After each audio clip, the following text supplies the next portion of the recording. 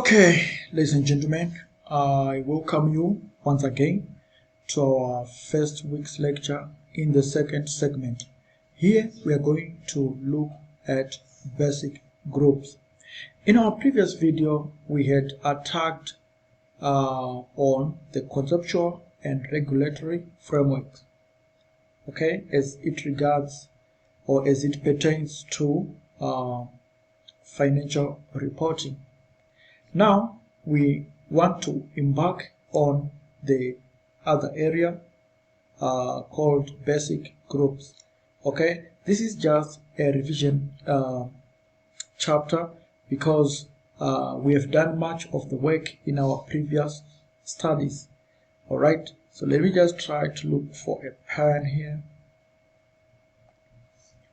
Okay, now basic groups.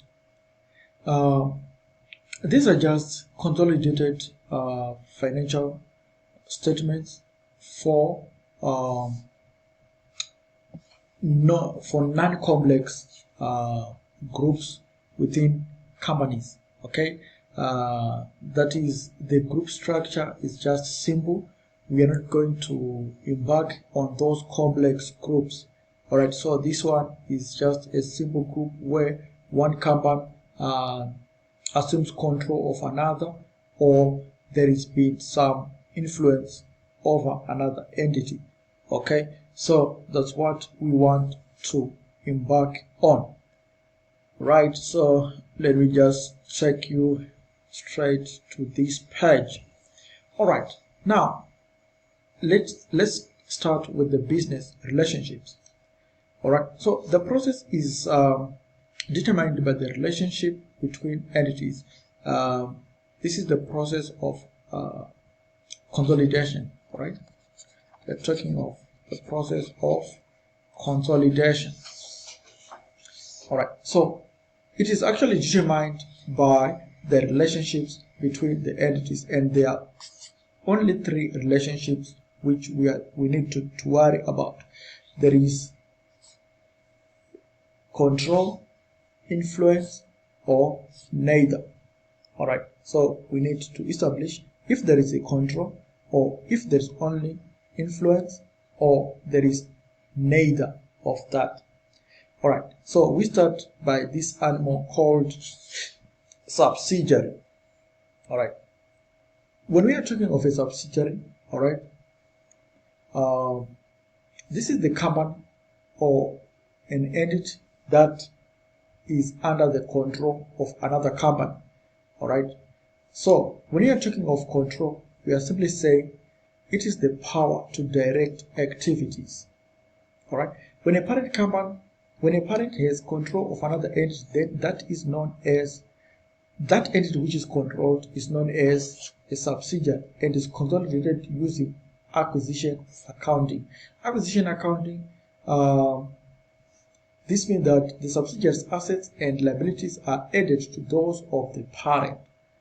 Okay, when a company is a subsidiary, it means that its assets are actually added to the assets of the company when we are preparing the consolidated financial statements. But we have got another animal called associate. Okay, and we also have got a joint venture. These ones, they are considered in the same way, so this is why we've put them in the same category. All right, so there is influence when there is influence over a particular entity, then we need to consider that entity as an associate. All right, so what is influence? Influence is the power to participate in management policy. When a parent has influence over another entity, then that entity is known as the associate and is brought into the group financial statements using equity accounting or the equity method. This means that the group's financial statements include a share of the profit on the profit or loss and cost plus share of the growth on the statement of financial position. Then we have got a company or an entity called an investment. When a parent has no relationship with another entity, then that entity is known as an investment and brought into the financial statements using using investment accounting. This means that the shares are carried at fair value. Investment accounting is covered in much more detail later in the chapter on financial instruments. So an investment is actually treated under IFRS 9. Okay. Now, further aspects on investments in associate. This type of investment is sometimes something less than a subsidiary, but not more, but more than a simple investment. Nor is it a joint venture. The key criterion here is significant influence. If there is some significant influence, then we treat that investment as an associate. Alright, so this is defined as the power to participate but not to control, which would make the investment a subsidiary. So in an associate, the power that is only there is just to participate on managerial decisions, alright, but not to control the entity. So that power is only called significant influence.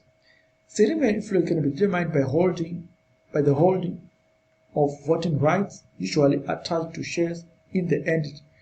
International Accounting Standard number 28 states that if an investor holds 20% or more of the voting power of the investee, it can be presumed that the investor has significant influence over the investee, unless it can be clearly shown that this is not the case.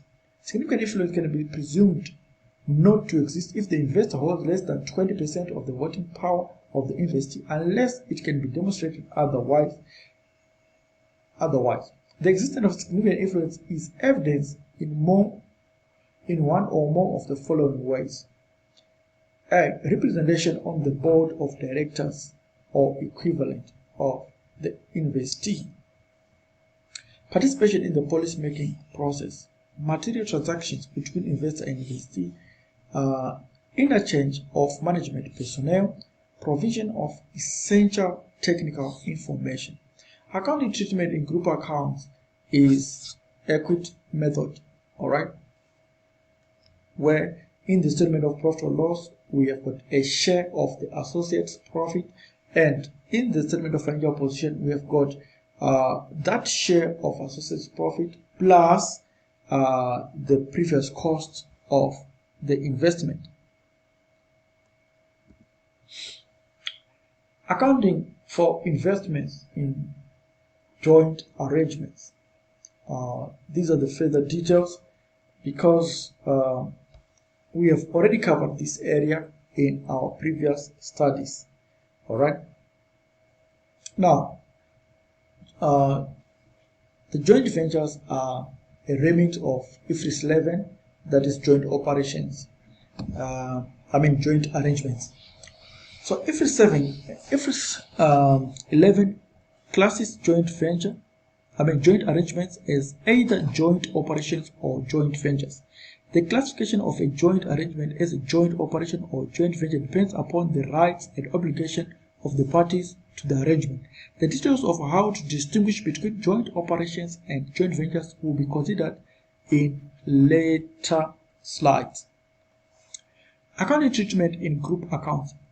IFRS 11 requires that a joint operator recognize line by line the following in relation to the interest in a joint operation: its assets, including its share of any jointly held assets; its liabilities, including its share of any jointly incurred liabilities; its revenue from the sale of its share of the output arising from the joint operation; its share of the revenue from the sale of output by the joint operation; and its expenses, including its share of any expenses incurred jointly.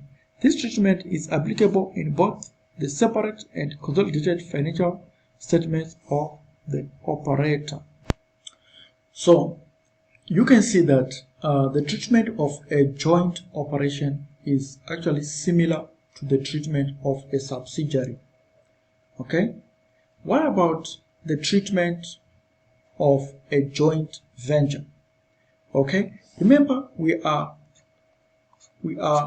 still on IFRS 11, which has got two entities. One is called a joint operator or a joint operation, and the other a joint venture. All right, and we are saying this one is treated using the acquisition accounting principle. Acquisition accounting principle, where we're saying that every item is going to be consolidated on a line-by-line basis. All right, but when you are talking of a joint venture now, this is treated under the equity method, equity accounting, as an associate. Okay, as an associate. Okay, as you can see on this page. In its consolidated financial statements, IFRS 11 requires that a joint venture recognize its interest in a joint venture as an investment and accounts for that investment using the equity method in accordance with IAS 20 investments in associate and joint venture, unless the entity is exempted from applying the equity method. Okay? In its separate financial statements, a joint venture should account for its interest in a joint venture in accordance with that is, at cost or in accordance with IFRS 9 financial instruments, or using the equity method as described in IAS 28 investment in associate and joint venture. Note that this was an amendment of IAS 27 introduced in 2014. Other investments other than the investment in associate or subsidiary are going to be treated as just other investments, as simple investments under IFRS 9. Okay, now let us go straight to this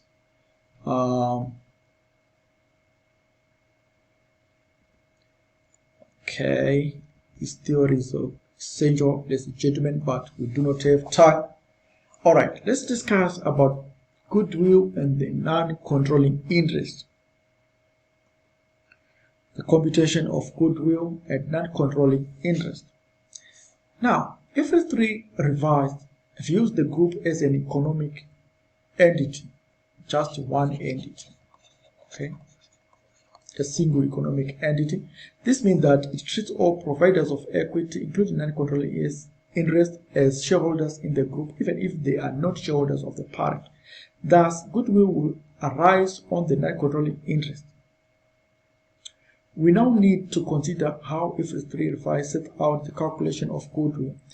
IFRS 3 revised goodwill calculation. In other words, IFRS 3 revised states that consideration paid by parent plus fair value of non-controlling interest minus fair value of the subsidiary's net identifiable assets is equal to consolidated goodwill. The following formula applies. So we are going to say in our computation for goodwill, the consideration transferred, add non-controlling interest, or less the net assets acquired as represented by the ordinary share capital of the subsidiary, the share premium, the retained earnings on acquisition. Okay, and these should be deducted from the above figures, and we get the resultant goodwill. Okay, now how do you value non-controlling interest at acquisition? The non-controlling interest may be valued either at fair value or at the non-controlling interest proportionate share of acquiree's identifiable net asset. The non-controlling interest now forms part of the calculation of goodwill. The question now arises as to how it should be valued. The economic entity principle discussed above suggests that the non-controlling interest should be valued at fair value. In fact, IFRS 3 revised gives a choice. For each business combination, the acquirer shall measure any non-controlling interest in the acquirer either at fair value or at the non-controlling interest proportionate share of the acquirer's identifiable net assets. Every three revised suggest that the closest approximation to fair value will be the market price of the shares held by the non-controlling shareholders just before the acquisition by the parent. Non-controlling interest at fair value will be different from non-controlling interest at proportionate share of acquirers, as the difference is goodwill attributable to non-controlling interest, which may be, but often is not, proportional to goodwill attributable to the parent. The Acca may refer to valuation at non-controlling interest proportionate share of the acquirer's identifiable net assets as partial goodwill method, and to valuation at full fair value as the full goodwill method. So please watch out. The examiner might just simply say using the partial goodwill method. You will be referring to the valuation of non-controlling interest at proportionate share of the acquirer's identifiable net asset. And then when he says at full valuation or using the fair value method, you will be referring to full goodwill method. What is the position? What is the SBR exam position on goodwill? The Acca has stated that both the partial goodwill and the full goodwill method are examinable. Specifically, the advice is as follows. Acca will require students to know both methods. The wording is as follows. Full goodwill. It is the group's policy to value the non-controlling interest at full or fair value. This is how the examiners would give you a tip in the exam. Then when they want you to use the partial goodwill method, they say it is the group's policy to value the non-controlling interest at its proportionate share of fair value, that is the subsidiary of the subsidiary's identifiable net assets. So the questions can ask both methods. There are a number of ways of presenting the information to test the new method. As above, the subsidiary's share price just before the acquisition could be given and then used to value the non-controlling interest. It will then be a matter of multiplying the share price by the number of shares held by the non-controlling interest. Okay, note the parent is likely to have paid more than the subsidiary's pre-acquisition share price in order to gain control. The acquisition could simply state that the directors value the non-controlling interest at the date of acquisition at 2 million. Okay, in this case, the examiners would have done the task for you. In the third case, an alternative approach would be to give in the question the value of the goodwill attributable to the non-controlling interest. In this case, the NCS goodwill would be added to the parent's goodwill calculated by the traditional method and to the carrying amount of the non-controlling interest itself.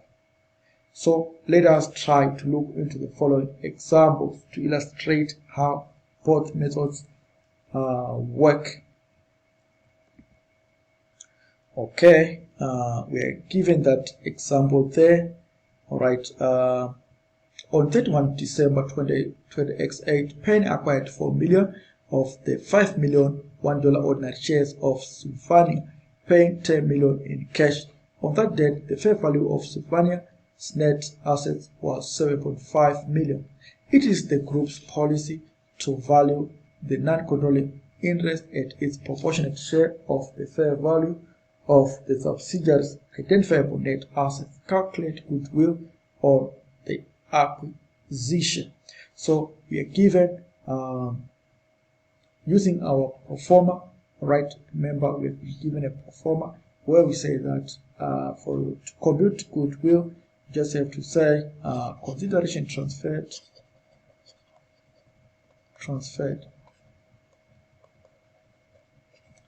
How much? Let us just put this in 1,000. So we are told that Penny acquired 4 million of the $5 million $1 ordinary shares of Sylvania, paying 10 million in cash. So that's 10,000. All right. And what was the value of the non-controlling interest? It is the group's policy to value non-controlling interest at its proportionate share of the fair value of the net assets. All right. So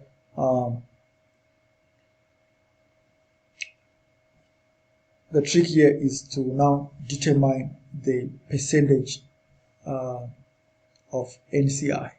All right. So to determine the percentage, usually you just have to understand the group structure. All right. There is a holding company. Okay. Holding company is Penny. All right. Penny has bought a subsidiary, Sylvania. All right. And they purchased 4 million out of 5. Okay, 4 million out of 5 million shares. With this, if you multiply by 100, you can see that they've purchased 80%. So which means NCI is equal to 20%. So you just say NCI. Okay, NCI at acquisition was 20%. Multiplied by how much was the net assets. Okay, remember NCI net assets at acquisition. Okay, so on that date, the fair value of NCI of the subsidiaries net assets was 7.5 million. So multiply by 7.5, and you should get a 1,500. All right, you then add this figure to the consideration transferred, and you get your 11,500. All right, then you have to deduct the net assets in full. Net assets were 7.5. Okay, so then you have to get your goodwill. The goodwill should be 4,000. Let's do this next example quickly. On 31 December 2008, Penny acquired 4 million of 5 million ordinary shares. Okay, so we are told again about this Penny, right? And everything is there. Okay, you can simply do again this group structure. Okay, 4/5, that's 80%. Okay, NCI is equal to 20%. All right, it is group's policy to value the non-controlling interest at fair value. So the market price of share held by the non-controlling shareholders just before the acquisition was $2. Okay, that was the share price. All right, so we then have to follow the consideration. It's just the same there, but you can see that the NCI, because we bought 4/5 million, it means that the NCI shares were 1 million. Okay, 1 million at how much? At $2 per share. So this is why you are seeing that computation, and you add, you get this figure, and then you have to deduct the net assets, and you get your goodwill. Usually the full goodwill method gives higher goodwill valuations. Okay, now goodwill arising on consolidation is the difference between the purchase consideration and the fair value of the identifiable net assets and liabilities acquired. To understand the importance of fair values in the acquisition of a subsidiary, consider again the definition of goodwill, which is any excess of the cost of the acquisition over the acquired's interest in the fair value of the identifiable assets and liabilities acquired at the date of the exchange transaction. The statement of financial position of a subsidiary company at the date it is acquired may not be a guide to the fair value of its net assets. For example, the market value of a freehold building may have arisen greatly since it was acquired, but it may appear in the statement of financial position at historical cost less accumulated depreciation. So what is fair value? It is the price that would be received, we talked about this, to sell an asset or paid to transfer a liability in an order transaction between market participants at the measurement date, that is IFRS 13. So fair value adjustment calculations, you need to be aware of these ones. Until now, we have calculated Goodwill as the difference between the cost of the investment and the book value of the net asset accredited by the group. If this calculation is to comply with the definition above, we must ensure that the book value of the subsidiary net assets is the same as the fair value. Let us go through this example. Okay, Pico acquired 75% of the ordinary shares of Esco on 1 September 2025. At that date, the fair value of Esco non-current assets was 23,000 greater than their net book value, and the balance of retained earnings was 21,000. The statement of financial position of both companies at 31st August 20x6 are given below. Esco has not incorporated any revaluation in its books of account. Okay, we are then given this statement of financial position as at 31st August 2026, where we have with the assets, non-current assets, tangible assets, investment in Esco at cost. So this is the investment in the subsidiary at cost. Alright, but we are told that the parent company had acquired 75% of the subsidiary shares, okay, on 1 September. The dates are very, very important. Okay, so 1 year ago they purchased the subsidiary. Alright, and we are also given the information about the current assets there, the current liabilities. Then it continues, the example continues, okay, and we have got the subsidiary's own statement of financial position. This was for the parent, and now this one is for the subsidiary. Okay, so this is the information. If Esco had revalued its non-current assets at 1 September 2025, an addition of 3,000 would have been made to the depreciation charge to profit or loss for 2005 and 2006 year. It is the group's policy to value the non-controlling interest at acquisition at its appropriate share of the fair value of the subsidiary's net assets. So what is required now? We are required to prepare Pico's consolidated statement of financial position as at 31st August 20x6. Remember, when we are consolidating, the idea is to produce financial statements as of a single entity, one single entity. Okay, that's the idea. All right, so you can start with the group structure for you to understand what is going on. So our workings, okay, you can just start with your workings. Number one, group structure. Of course, because of the CBE environment, drawing groups, this and that might be a challenge. Okay, might be a challenge. So I'm just illustrating this for the purpose of learning. Okay, that is right. We have got the parent company, which is P.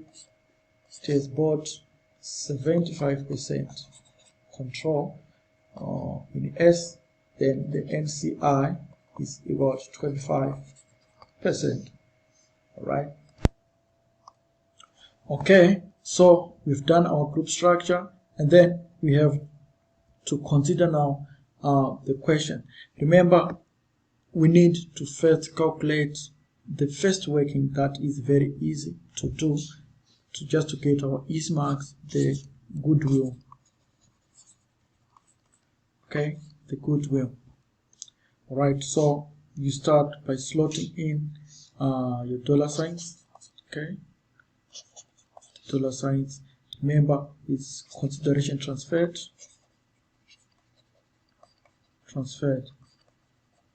How much was transferred from the question? The amount transferred, sometimes it is very hidden and you just have to be quick to grasp it, but you just go here, the investment at cost. Okay, the investment at cost, we are told they paid 51,000, so that's our consideration transferred, 51,000. And then we have to add NCI at acquisition.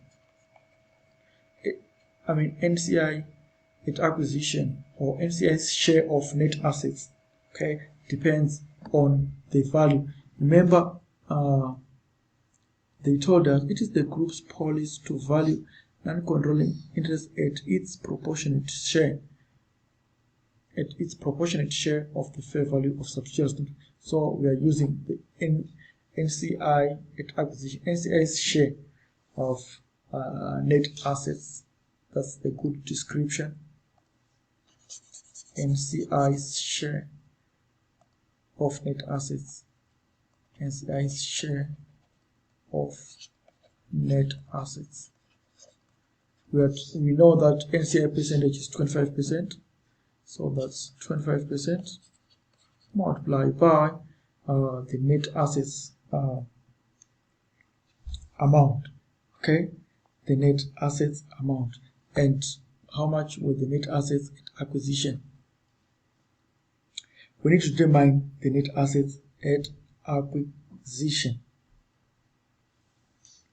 Alright, so without wasting time, you can leave it like that and start to just say less net assets.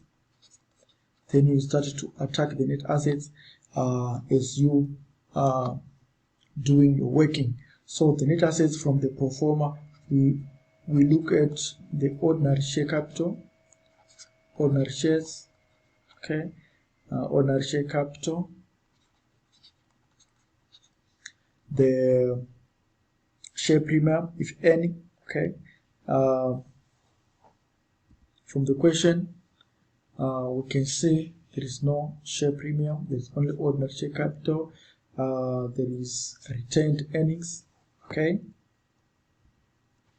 so retained earnings. And how much was the capital? Capital was 20,000, retained earnings 41. So you just have to slot in those figures. But remember now, for the retained earnings, we want the retained earnings at acquisition, not at the reporting date.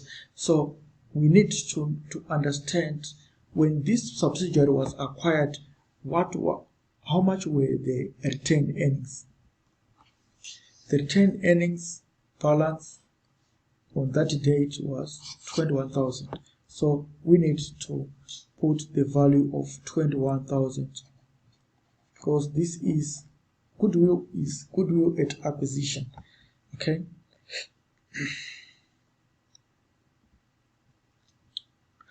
All right. So we then have to take, for the ordinary shares, we take this 20,000 there and slot it in here. Okay, now there was something that was being spoken. If ESCO had revalued its non-current assets at 1 September, an addition of 3,000 would have been made to the depreciation charge of profit or loss, to profit or loss would have been made. Would have been made to the depreciation charge. Okay, so there has been some revaluation issues. So let us go back. At the date at that date, at the date of acquisition, the fair value of Esco's non-current assets was 23,000 greater than their net book value. So which means there is need for some fair value adjustment.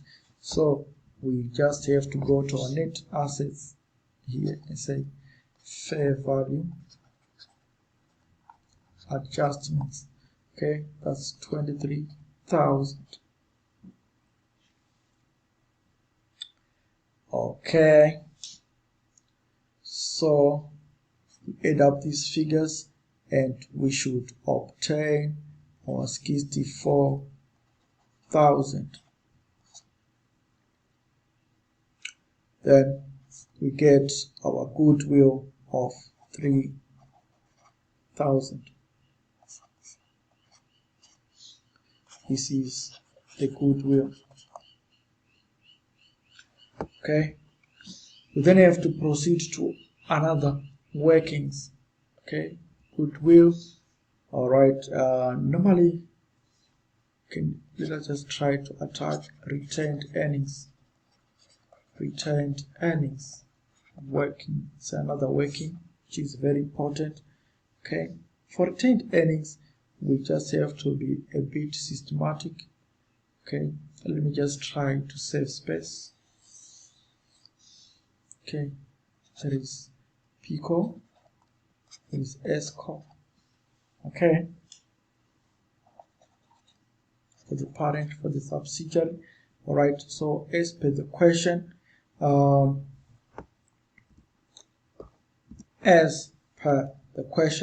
remember subsidiary's retained earnings at reporting date was 41,000. Okay, and for the parent was 96,000. So we just have to slot. So you can just say at reporting for your future, at reporting date. At reporting date, there is 96,000. There is 41,000. Okay, and then there is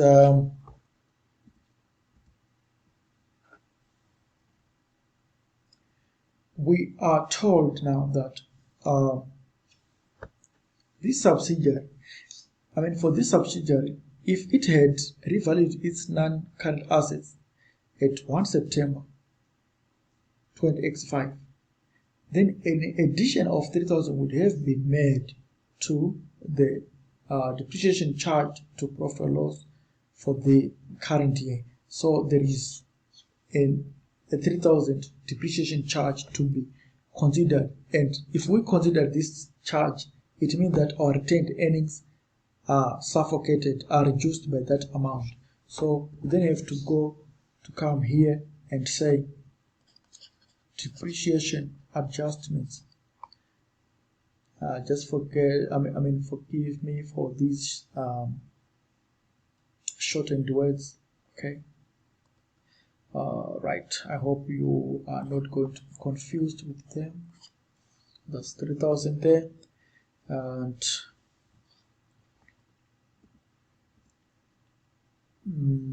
well, were they in pre-acquisition retained earnings to worry about?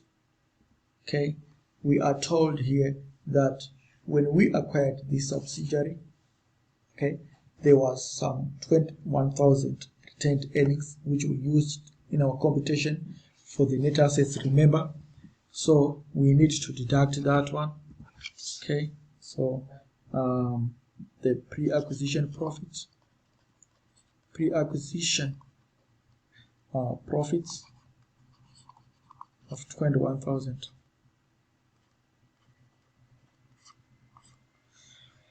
Okay, are there any other retained earnings adjustments to worry about? Okay, in the exam, this is what you should be doing. Okay, you should be doing this. Go upside down, up, down, and up until you are satisfied that your figures are complete. Okay, so this is amount of retained earnings from the subsidiary. Okay, the post acquisition acquisition value of retained earnings in subsidiary. Okay, and then for the group now, for the group we just have to take according to our share. So the group's share of subsidiaries post acquisition retained earnings, okay, or simply the group's share in S cost retained earnings, we are going to say 17,000 multiplied by 75%, okay, and we are going to get a 12,750. This is the group's share of the retained earnings of the subsidiary. All right, then we add with the parents' retained earnings at the reporting date. Okay, so we are going to have 108,750. Okay, that's the group's retained earnings. Okay, what about the NCI, the non-controlling interest? NCI at reporting date. Okay, we start with our dollar sign there, and so we say NCI at acquisition. Remember, we have calculated this as working number number 2. Okay, we have calculated it as working number 2. Okay, this one, this is our working number 2, ladies and gentlemen. So the numbering of my workings, there's an error. Okay, this should be working number 4.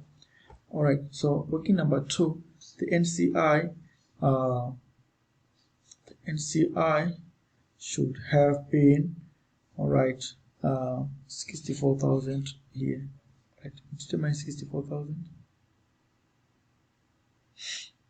25,000 of multiplied by 64,000 here.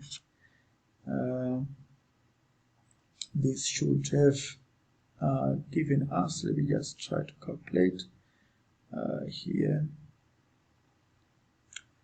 Right, that's 64 multiplied by 25%. Right, the calculator, where are you? That's 16,000. Okay, that's 16,000. Okay, so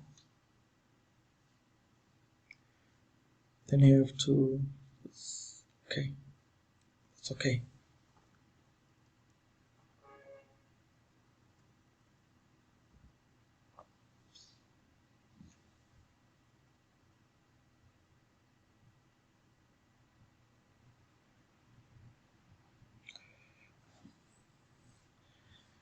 All right, so NCI at acquisition,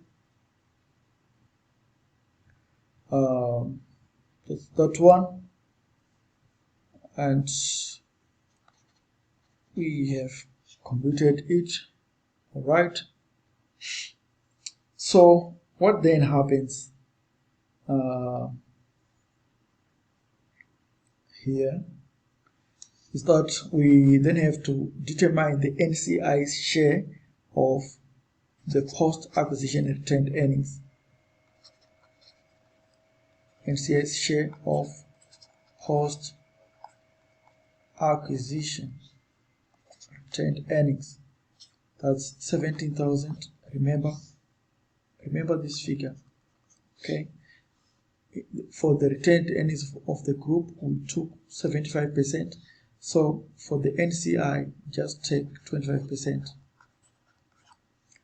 Okay, so that's 4,250. All right, we add them up, and then we get our 20,250.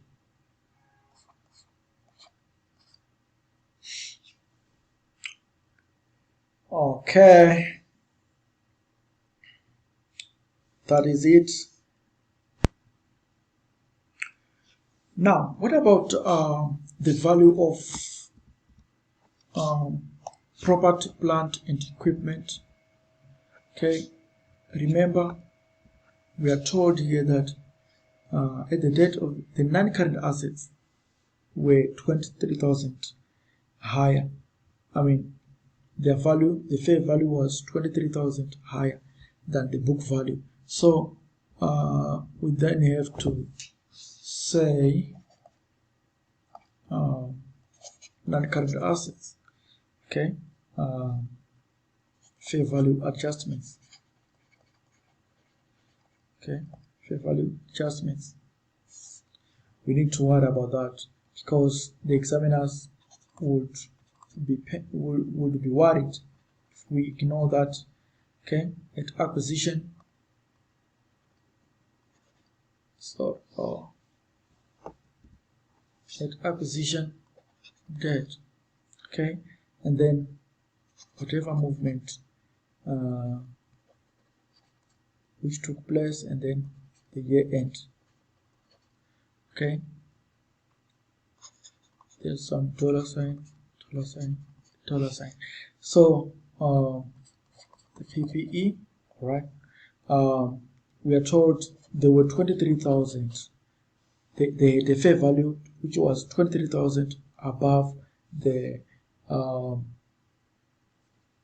20,000 above the book value. All right, but we are also told that if we consider that fair value, then it means we also have to milk in. We also have to milk the depreciation charge of 3,000, which means the resultant value to be transferred to the SFP at the end of the year should be 20,000. Okay, should be 20,000. This should reduce our PPE to 20,000. All right, so that's what I just wanted to illustrate there. Obviously, the 23,000 has been used in the Goodwill computation at acquisition. Okay, so this value had been taken to the Goodwill. Okay, and but this one has affected our retained earnings. We saw it here. Okay, and then this one should be taken to the SFP. All right, that should be taken to the SFP. Now let us then do the SFP, the consolidated SFP, as per the requirement. So this should be an easy task. Okay, PICO consolidated statement of financial position as at 30. What's going on? As at 31 August 20x6. All right. So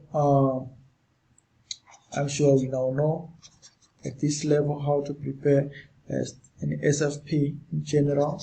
Okay, we've got non-current assets here, and we have got our PPE, property, plant, and equipment. All right. Remember, we're told that we do a line-by-line consolidation.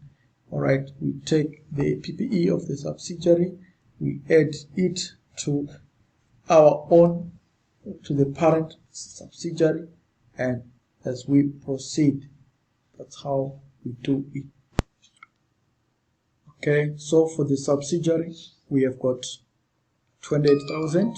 All right, that's for the subsidiary, and then we have got for the parent 63,000 as the PPE. So that's 63 plus 28. Okay, 63,000 plus 28,000 plus 23,000, the fair value adjustment. Remember, on acquisition, it was found that the PPE had fair value of 23,000 above the book value. Okay, but you also have to deduct the 3,000 depreciation charge. Okay, so you then have to add those figures and you must obtain 110,000. Then you have to consider also your goodwill on working number 1. No, it's working number 2. Okay, the goodwill on working number 2 was 3,000. So that's the 3,000 we are talking about. Okay, then when we do that, we should get our non-current assets of 130. This one is 111. Okay, it's 111. So that's 114,000. Okay, then we have to consider current assets. Current assets. All right, the current assets for the parent, how much were they? The current assets for the parent were 82,000. Okay, current assets 82,000 plus those of the subsidiary. How much were they of the subsidiary? They were 43,000.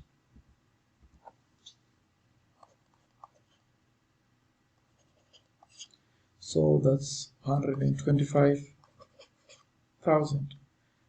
We add them up, we should get our 239,000. Okay, then we have to go to the equities and liabilities section. Equities and liabilities. Equity and liabilities, where we have got equity. Okay, these we have got the ordinary share capital. Ordinary shares at how much per share according to the question? That's $1 per share at $1 each. Okay, and we are told that here we only take the shares of the parent. Okay, so the parent's shareholding was $80,000. So we just have to consider for the parent. There were no share premiums, so that's we slot in the retained earnings straight away. Okay, and we've calculated this figure. It was working number 3, if I'm not mistaken. Yes, working number 3, and we had a figure of 108,750. So that's 108,750. Okay, add these figures up, we should get our 188,750. We then have to worry about the non-controlling interest, and we have already calculated this as working number 4. Alright, working number 4 figure, where are you? This one, 2250. That's 2250. Alright, we then have to add them up. Let us go to the next page. If we add them up, we should get our 188,750 plus 2050. Okay, this should give us our 20900. Okay, and we then have to add up the current liabilities. There are no non-current liabilities. Remember from the question, the current liabilities for the parent as well as for the subsidiary. Okay, for the subsidiary, that's 10,000 plus 20,000 for the parent, so they should be 30,000.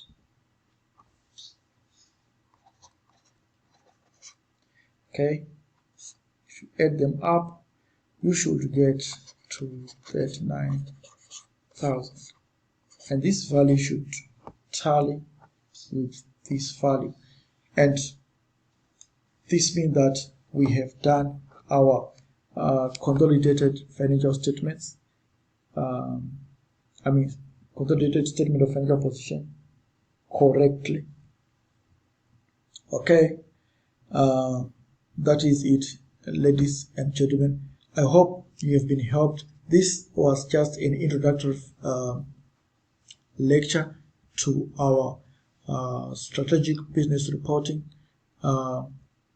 If you find anything challenging, then please feel free to let the tutor assist you. Okay, we are in this together.